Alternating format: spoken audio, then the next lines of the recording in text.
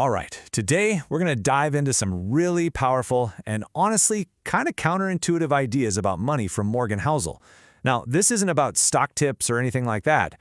We're going deeper. We're talking about a whole new way to think about spending, saving, and really what all this financial effort is even for.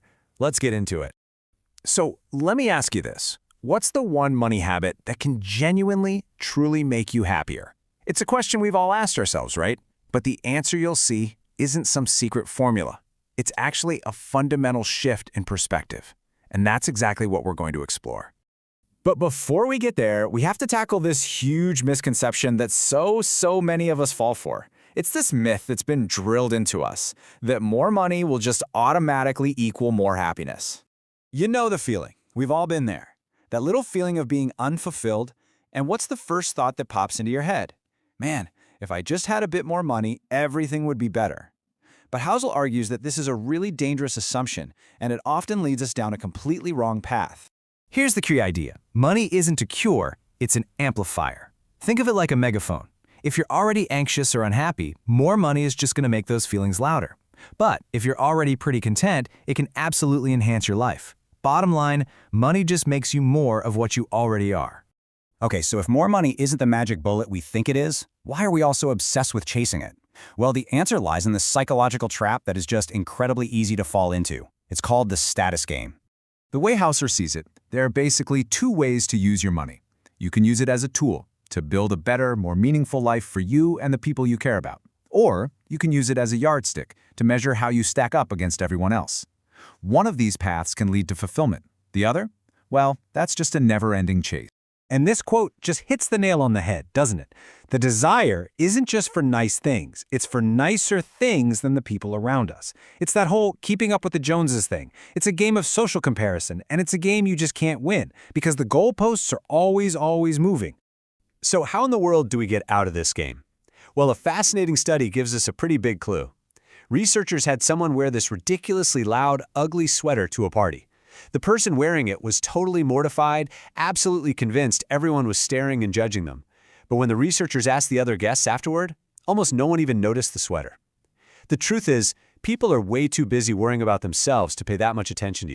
So if nobody's really watching, what does that mean? It means the answer isn't out there trying to impress other people. The answer is in here. It's about understanding yourself. It's time to look in the mirror.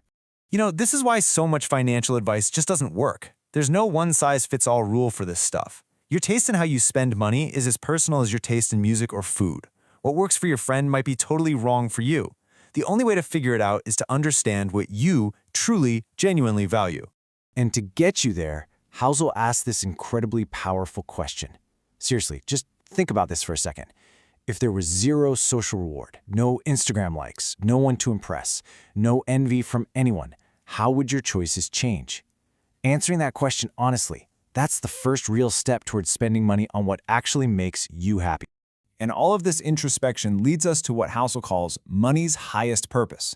And spoiler alert, it's not luxury, and it's not status, it's independence. Now, when we say independence, we're not talking about retiring early to some beach somewhere. It's about having the resources to handle life's inevitable storms. You know, a job loss, a medical emergency. Life happens. Savings are like the oxygen that gives you the freedom and the time to make good decisions when things get tough. And this idea completely flips the script on how we should think about saving. We're always told it's about delaying gratification, right? Sacrificing today for some reward tomorrow. But it's so much more than that. Boom, there it is. The benefit of saving isn't some far-off thing you might get someday.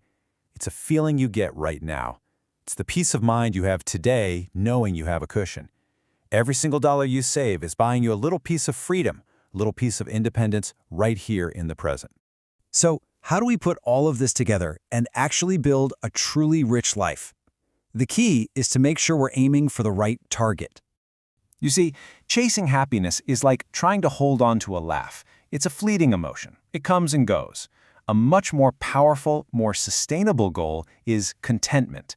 That's that durable, deep feeling of being satisfied with your life as it is, totally separate from the next purchase or the next dopamine hit.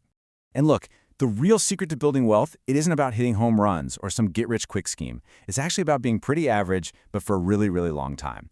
Consistency and just sticking with it will almost always beat short bursts of high-intensity effort. And finally, let's just zoom all the way out.